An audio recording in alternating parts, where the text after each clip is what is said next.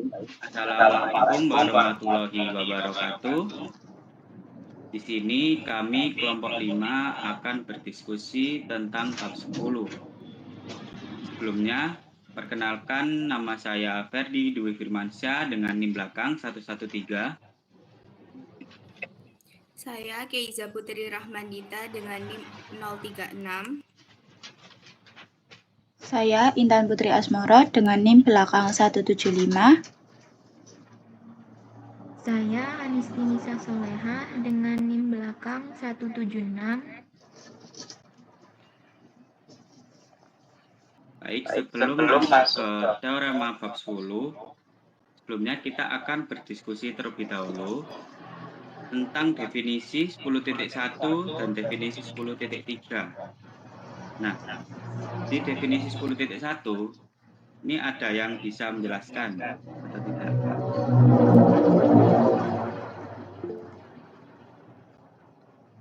Baik, silakan untuk Intan menjelaskan. Baik, untuk definisi 10.1 yang terkait dengan sebanding, diketahui dua barisan A, B, C, dan P, Q, R. Jika A banding B sama dengan B banding Q sama dengan C banding R, maka barisan A, B, C, dan P, Q, R disebut sebanding. Nah, dari penjelasan saya, apakah ada yang ditanyakan?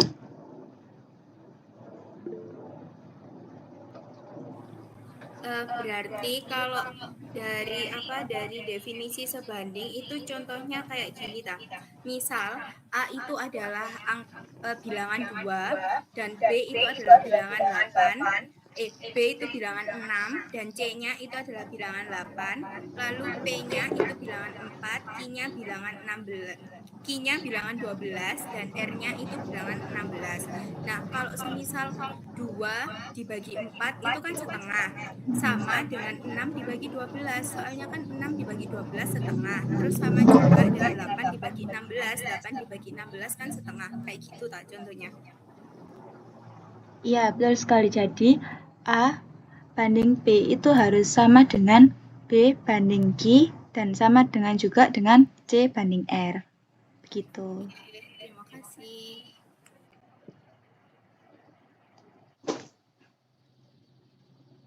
Kemudian, masuk ke kesebangunan di definisi 10.3. Apakah ada yang bisa menjelaskan?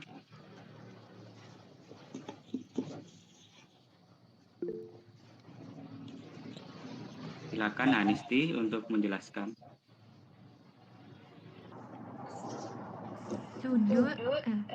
Poligon dikatakan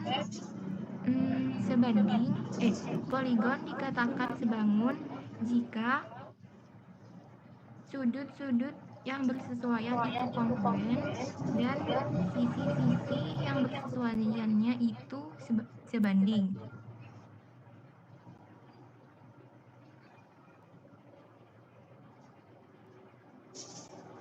Nah, aku mau tanya, semisal dua poligon itu kongruen, itu apakah dia bisa disebut sebangun?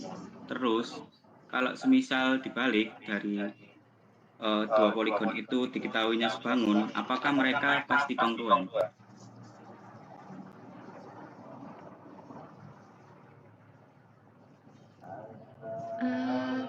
Kalau kan tadi udah dijelaskan dari definisinya itu harus memenuhi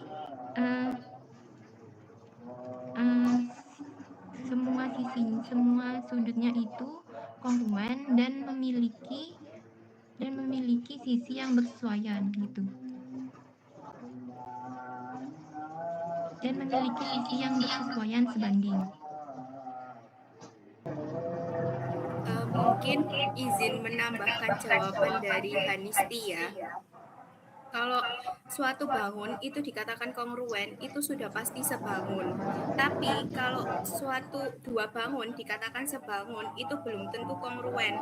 Karena terkadang bangun yang sebangun itu belum tentu ukurannya sama. Tapi kalau kongruen itu sudah pasti sisi dan sudutnya itu sama, seperti itu. Oke, baik. Karena definisi 10.1 dan definisi 10.3 sudah dibahas, kita akan lanjut ke teoremanya. Baik, untuk teorema 10.1,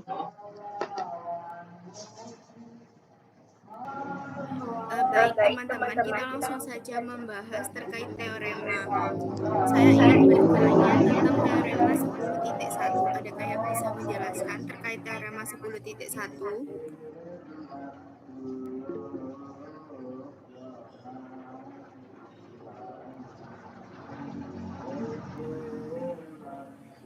Ya, Intan boleh.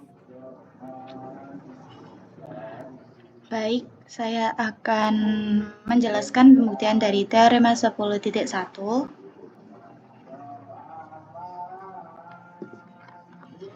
Bisa minta tolong share screen kan? Boleh sebentar.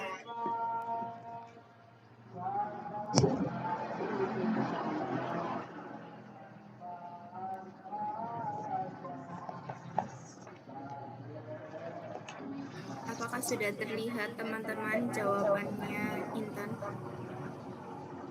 Sudah. Baik, di sini saya akan membahas teorema 10.1 terkait kesebandingan dasar. Dengan bunyi jika sebuah garis sejajar dengan salah satu sisi segitiga memotong sisi-sisi segitiga yang lain di dua titik berbeda, maka panjang ruas garis potongannya sebanding dengan sisi tersebut.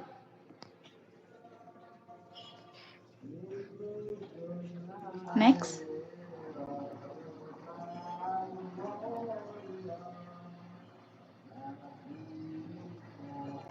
Bisa diturunkan sedikit.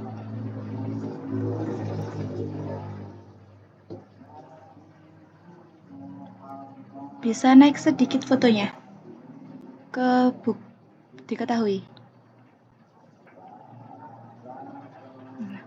Diketahui segitiga NTA dengan titik B berada pada ruas garis NA dan titik R di ruas garis TA. PR sejajar dengan ruas garis NT. Buktikan AP banding AN sama dengan AR banding AT. Bukti. Hubungkan titik N dengan titik R. Perhatikan segitiga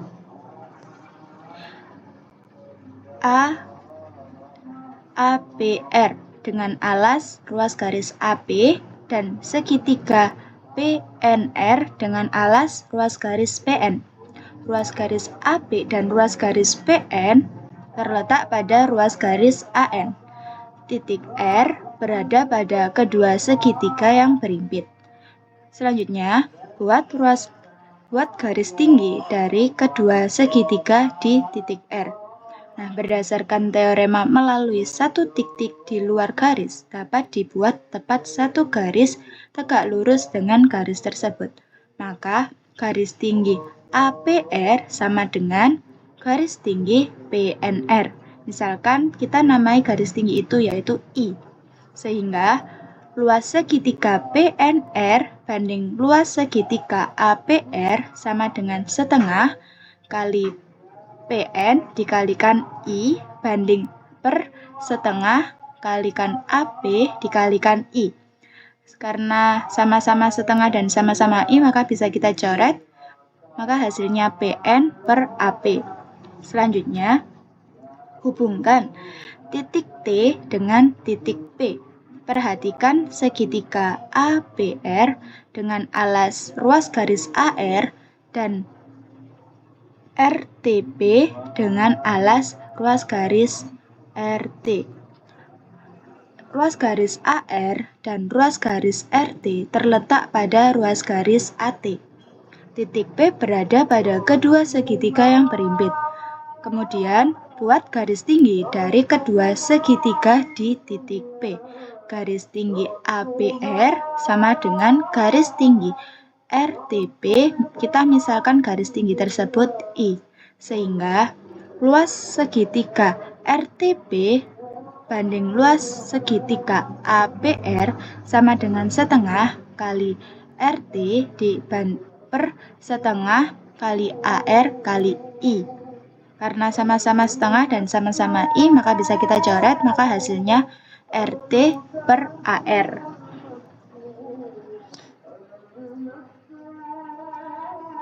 Karena PR sejajar dengan NT, maka segitiga PNR dan segitiga RTP mempunyai garis titik yang sama terhadap alas persekutuan luas garis PR. Garis tinggi segitiga PNR sama dengan garis tinggi segitiga RTP.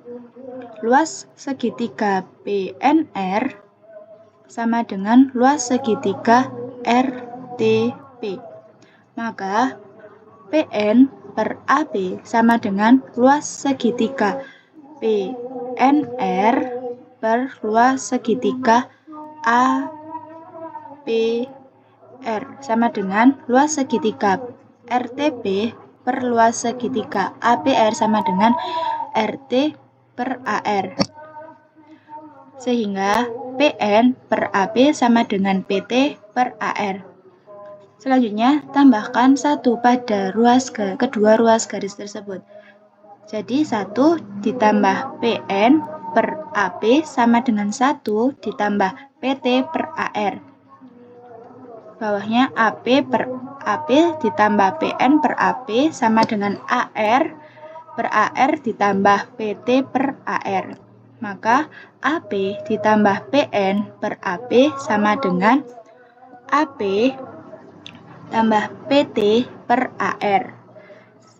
AN per AP sama dengan AT per AR. Ini bisa kita balik menjadi AN per AP. AP per AN sama dengan AR per AT. Maka teorema tersebut terbukti.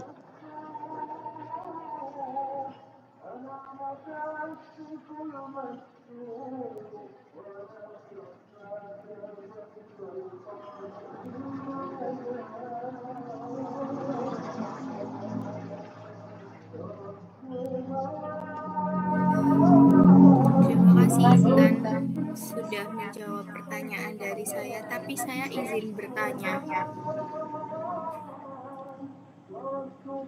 Yang digambar diketahui ini, itu kan bunyi teorema 10.1 kan gini ya. Jika sebuah garis sejajar dengan salah satu sisi segitiga memotong sisi segitiga yang lain di 2 titik berbeda. Nah, berarti yang diketahui itu kan harusnya garis PR nggak sih? Sebuah garis sejajar. Iya, jadi PR-nya itu sejajar dengan sisi lain dari segitiga yaitu NT, dan titik P itu memotong di NA dan titik R-nya itu memotong di TA.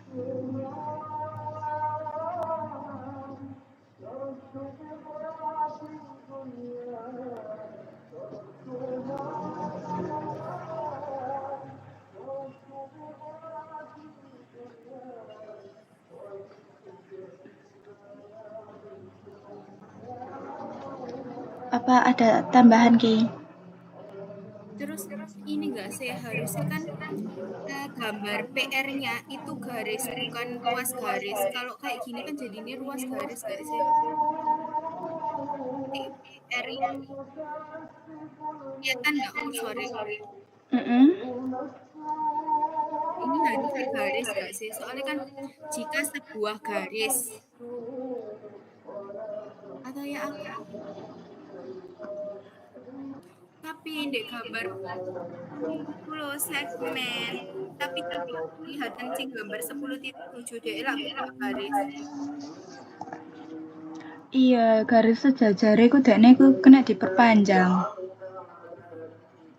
Kan harusnya berarti di gambar diketahui ini awak dhewe iki iku garis gak sih, kudu segmen kan semisal iki iku segmen gak sih, luas garis. Soalnya kan dibatasi oleh 2 titik, harusnya kurang rono tanda panah rono. Yo gak?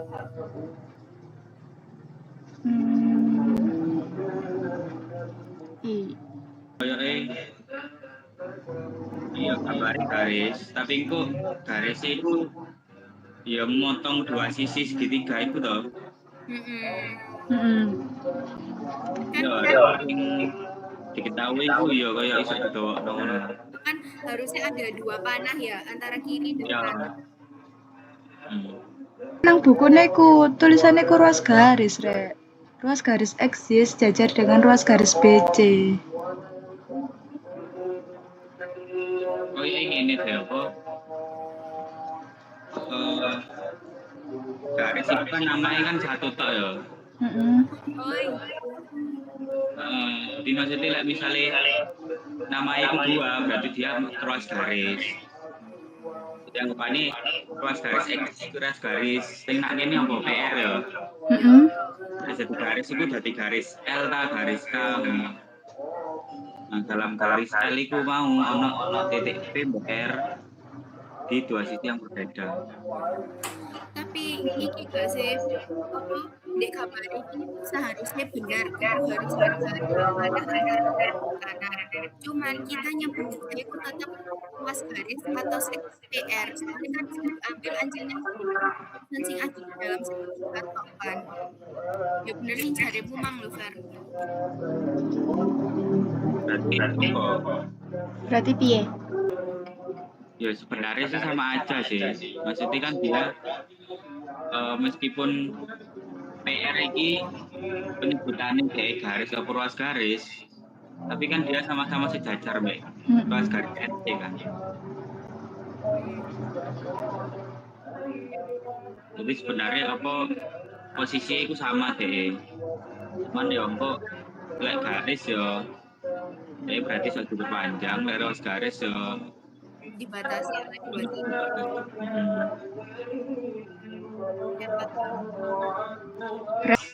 Untuk di teorema 10.2 ini untuk pembuktian ini masih bingung. Dari kalian ada yang bisa menjelaskan enggak untuk pembuktiannya? Ya, saya mau coba. Baik, silakan. Oke, sebentar.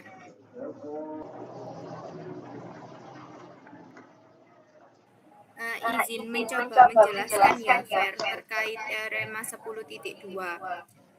Teorema 10.2 itu kan berbunyi jika sebuah garis memotong dua sisi segitiga dan panjang luas garis perpotongannya sebanding dengan panjang sisi-sisinya, maka garis tersebut sejajar dengan sisi segitiga. Sehingga dapat diketahui di sini diketahui ada segitiga ABC dengan BX itu sebanding dengan BA, BX sebanding dengan BA sama dengan BY, BY sebanding dengan BC. Nah, kita akan membuktikan bahwa ruas garis XY ini itu sejajar dengan ruas garis AC ini.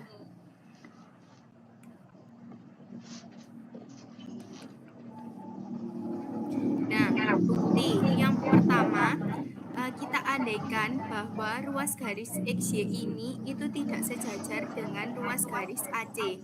Maka ada ruas garis melalui titik C itu yang sejajar dengan XY dan memotong ruas garis BA di titik A aksen di sini. Yang berbeda dengan A. Jadi titik A aksen ini berbeda dengan A. Nah, di langkah kedua, kita peroleh bahwa BX itu sebanding dengan BA aksen sama dengan BY sebanding dengan BC berdasarkan teorema 10.1 yang berbunyi jika sebuah garis sejajar dengan salah satu sisi segitiga yang lain di dua titik berbeda, maka panjang ruas garis potongnya sebanding dengan sisi tersebut. Nah, di langkah ketiga itu terjadi kontradiksi dengan BX sebanding BA sama dengan BY sebanding BC dan BX sebanding BA aksen sama dengan BY sebanding BC. Nah, sehingga BA ini itu kan sama dengan BA aksen dan titik B, titik A titik A aksen itu segaris sehingga A aksen dan titik A itu berhimpit. Jadi pengandaiannya salah. Harusnya ruas garis XY ini itu sejajar dengan ruas garis AC. Jadi teorema 10.2 terbukti. Apakah sudah terjawab, Fer? Atau mungkin ada yang mau ditambahkan dari teman-teman yang lain? Sudah terjawab, Kay. Oke.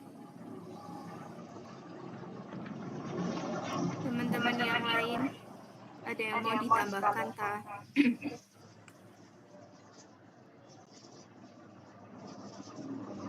Sudah jelas, terima kasih Kay. Ya, sama-sama. Kita lanjut ya ke teorema 10.3.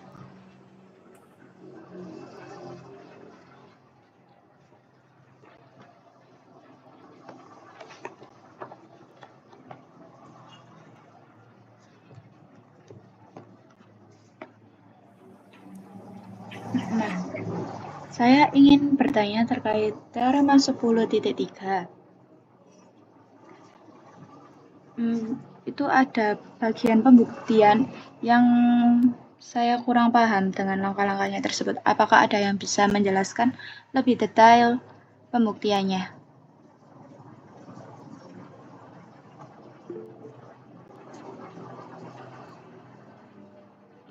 Silahkan, Hanis.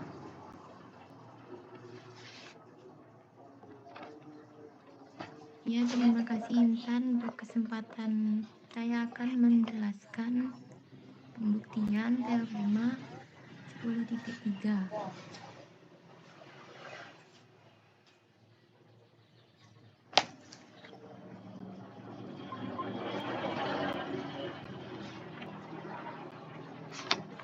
Apakah sudah terlihat PPT-nya?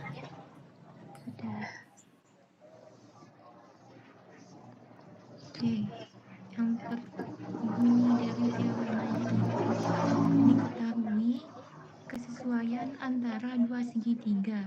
Jika sudut yang berkesesuaian kongruen, maka kesesuaian tersebut itu sebangun.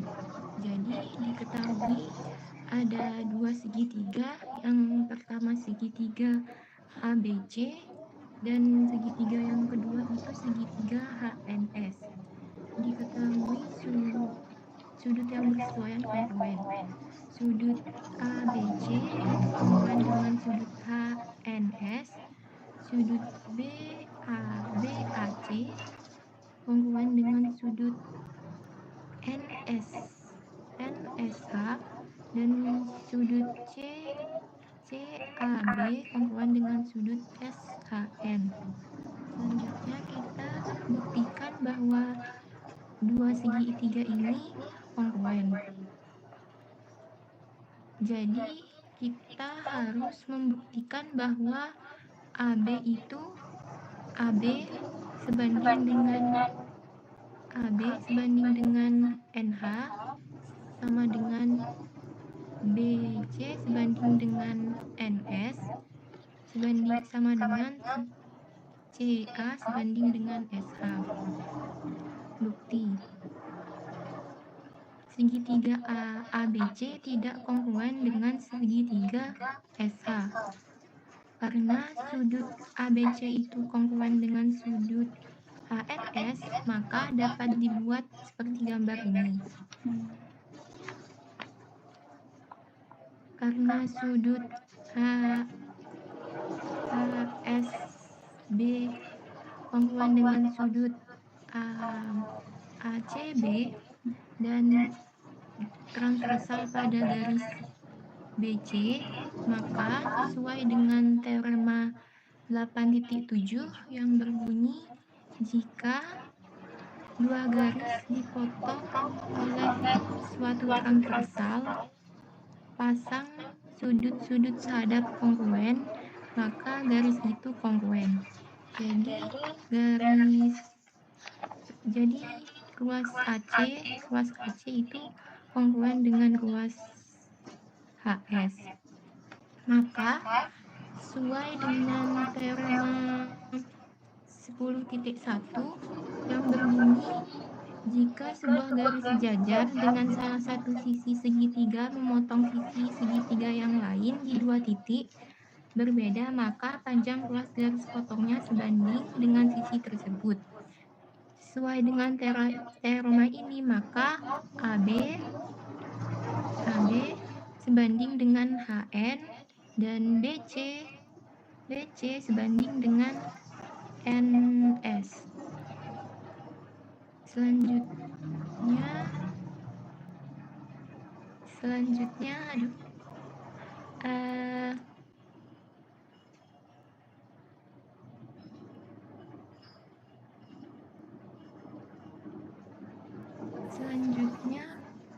mungkin dibalik dulu ya Kak Zehanisti kemarin. Ya. Selanjutnya ini ada segitiga ABC yang tidak kongruen dengan segitiga HNS. Karena sudut NSH itu kongruen dengan sudut BCA, maka dapat dibuat seperti gambar ini. Karena sudut BAC kongruen dengan sudut NHS, maka berdasarkan teorema 8.7 yang berbunyi jika dua garis dipotong oleh satu transversal, pasang sudut-sudut sadap itu kongruen, maka ruas AB dan ruas HN itu sejajar.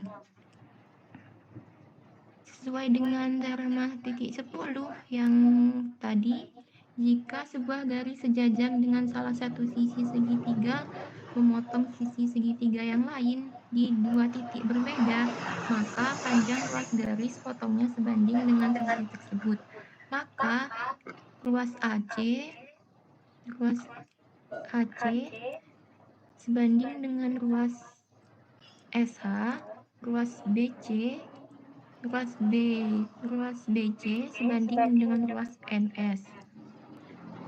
Karena HB sebanding dengan NS sama dengan BC sebanding dengan NS dan AC sebanding dengan SN sama dengan BC sebanding dengan NS, maka AB sebanding dengan HN sama dengan AC sebanding dengan SN sesuai dengan sifat transitif.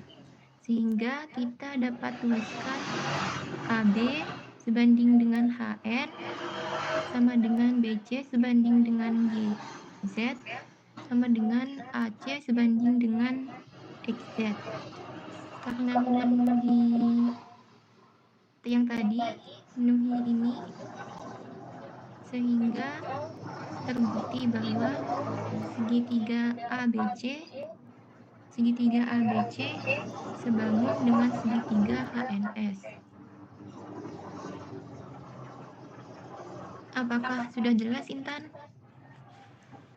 Saya izin bertanya. Kan ini kan AB banding HN ya, sama dengan BC banding YZ. Itu YZ itu dari mana? Dan itu turun ke bawah. Nah, kemudian AC juga. Ini maksudnya gambarnya BC, ini BC sama dengan NS. Tunggu saya perbaiki dulu. BC sama dengan NS.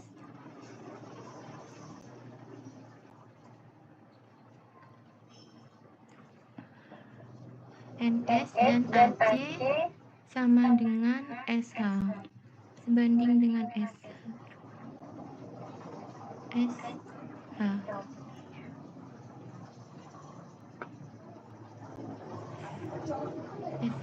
gitu, sesuai dengan yang ini. Kemudian saya ingin bertanya terkait sudut yang sehadapnya tadi, itu apakah memerlukan 4 sudut yang sehadap baru bisa dikatakan?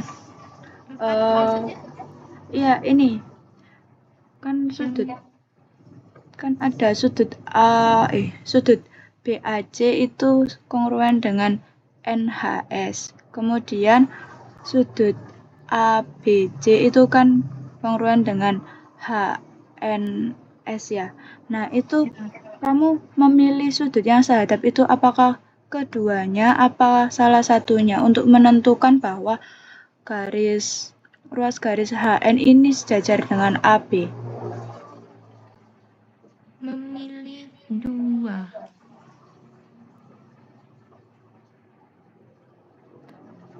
Oh.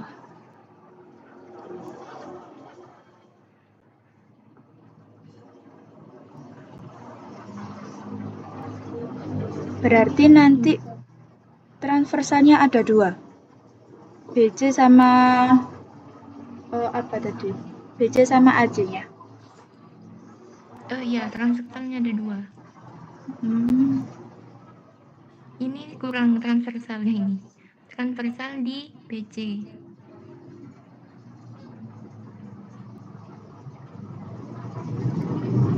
Transversal di BC.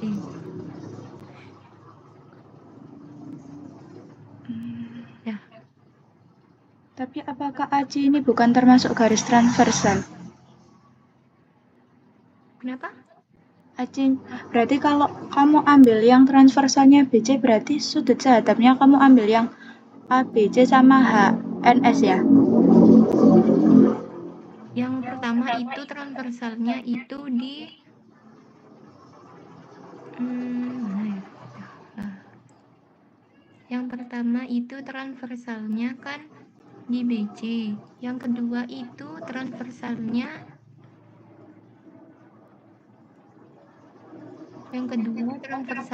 di AC. Iya, AC, maaf. Oh iya. Baik, paham. Makasih nggih. Iya.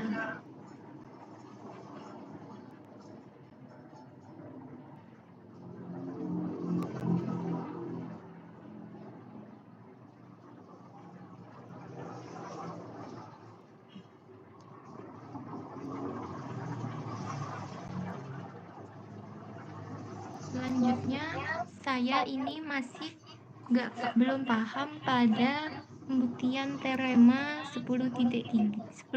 Apakah ada yang bisa menjelaskan teorema itu?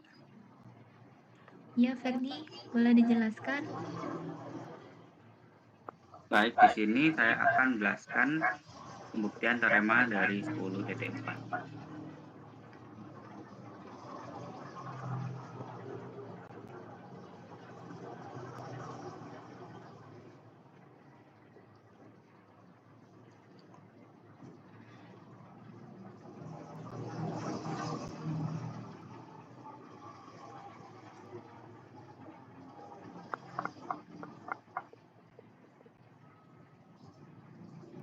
Apakah sudah terlihat?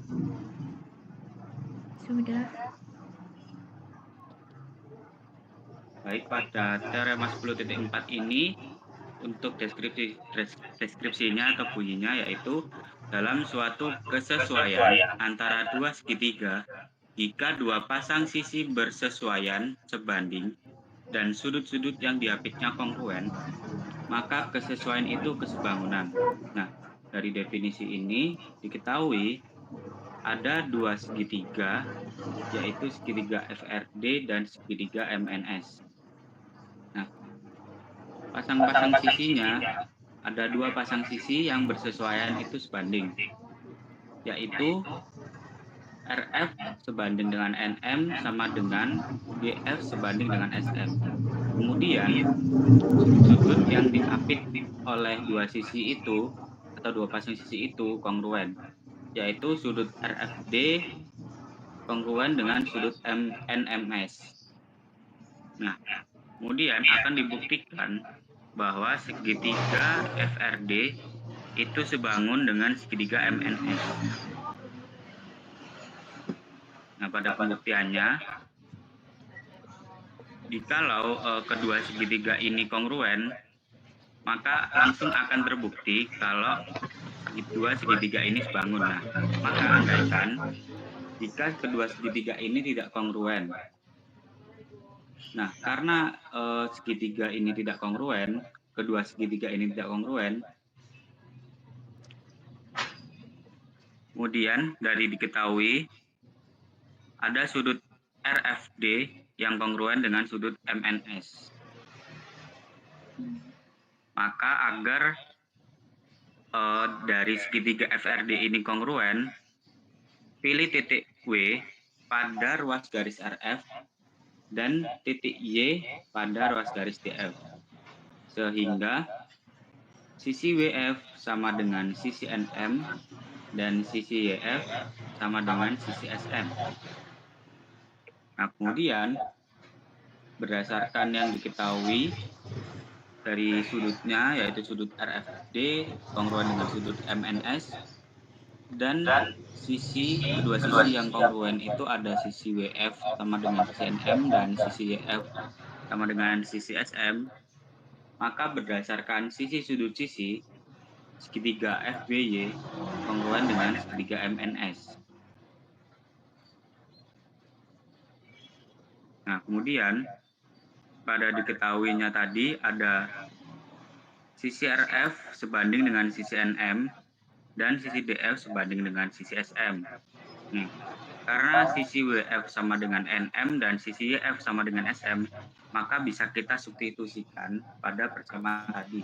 Jadi sisi RF sebanding dengan sisi WF dan sisi DF sebanding dengan sisi YF. Nah, kemudian berdasarkan langkah 4 dan juga teorema 10.1, karena sisi RF sebanding dengan sisi WF sama dengan sisi DF sebanding dengan YF, maka garis WY sejajar dengan garis RD.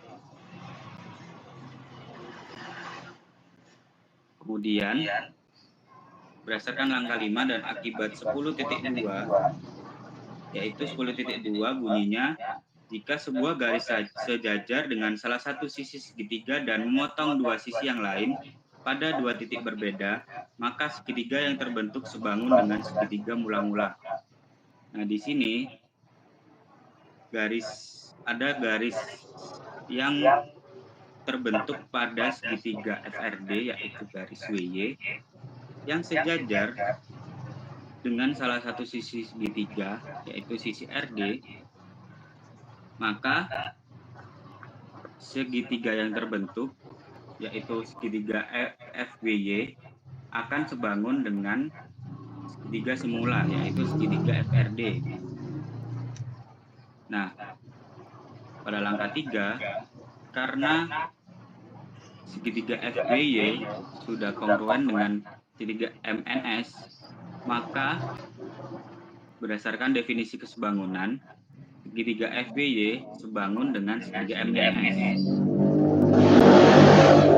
Pada langkah 6 dan 7, karena segitiga FBY sebangun dengan segitiga FRD dan juga segitiga FBY sebangun dengan segitiga MNS, maka dapat kita transitifkan menjadi segitiga FRD sebangun dengan segitiga MNS.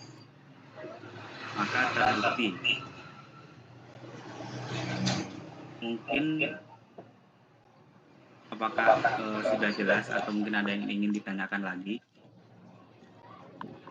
Makasih Ferdi. Baik, mungkin yang lain apakah ada ingin yang ditanyakan? Sudah jelas. Baik, terima kasih. Selanjutnya, kami akan membahas teorema 10.5 dengan bunyi dalam suatu kesesuaian antara dua segitiga. Jika sisi-sisi bersesuaian sebanding, maka kesesuaian itu suatu kesebangunan. Diketahui segitiga ABC dan segitiga XYZ. CA sebanding dengan ZX sama dengan AB sebanding dengan XY sama dengan CB, CB sebanding dengan ZY. akan dibuktikan segitiga ABC sebangun dengan segitiga XYZ. Bukti, buat titik P pada ruas garis AC dan titik Q pada ruas garis BC. Berdasarkan teorema penempatan titik, sehingga CP, ruas garis CP kongruen dengan ruas garis ZX.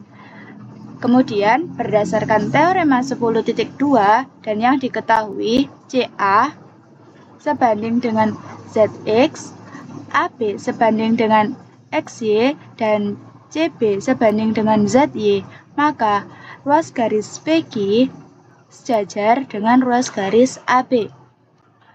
Berdasarkan sudut-sudut yang sehadap, maka sudut CPQ kongruen dengan sudut CAB, dan sudut CQP kongruen dengan sudut CBA berdasarkan sudut yang sehadap kongruen.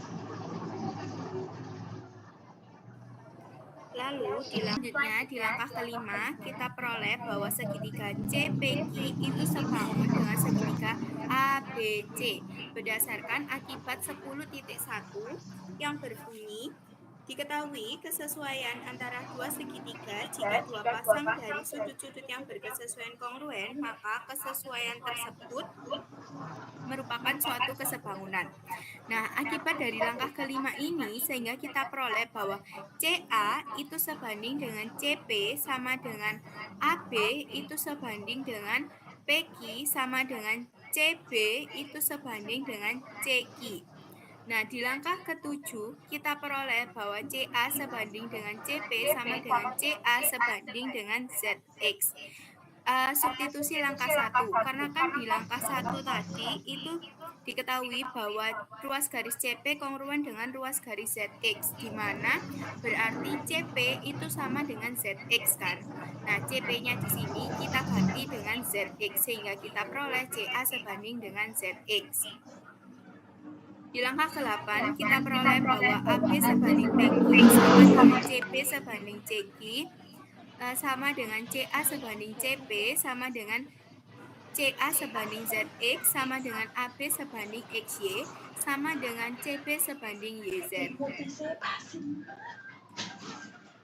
Selanjutnya pada langkah ke-9 itu AB sebanding dengan PQ sama dengan AB sebanding dengan XY dan CB sebanding dengan CQ sama dengan CB sebanding dengan YZ sesuai sifat transitif. Selanjutnya langkah 10 itu PQ sama dengan AY dan CQ sama dengan YZ sesuai dengan definisi sebanding. Selanjutnya pada langkah ke-11 itu ruas PQ kongruen dengan ruas XY dan ruas CQ kongruen dengan ruas YZ sesuai definisi segitiga kongruen. Selanjutnya pada langkah ke-12 itu segitiga CPQ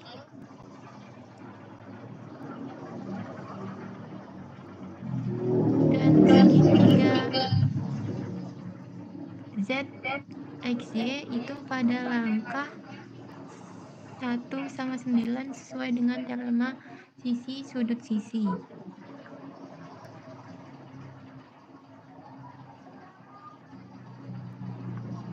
Kemudian pada langkah 13, akibat dari langkah 12 yaitu kekongruenan dari segitiga CPQ dan segitiga ZXY, maka sudut CPQ kongruen dengan sudut ZXY dan sudut CQP kongruen dengan sudut ZYX.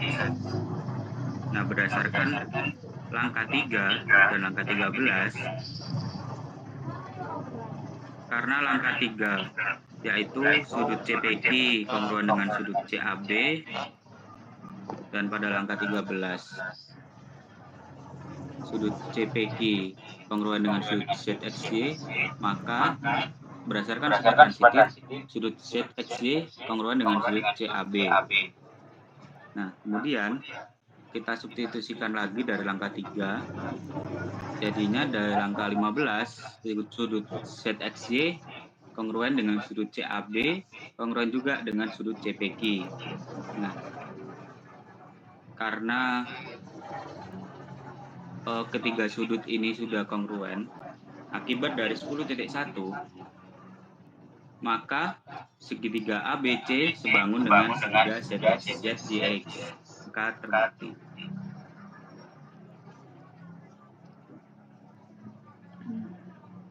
Baik, sekian hasil diskusi dari kelompok kami, yaitu kelompok 5. Mohon maaf bila ada salah kata. Wassalamualaikum warahmatullahi wabarakatuh. Waalaikumsalam warahmatullahi wabarakatuh. Waalaikumsalam warahmatullahi wabarakatuh.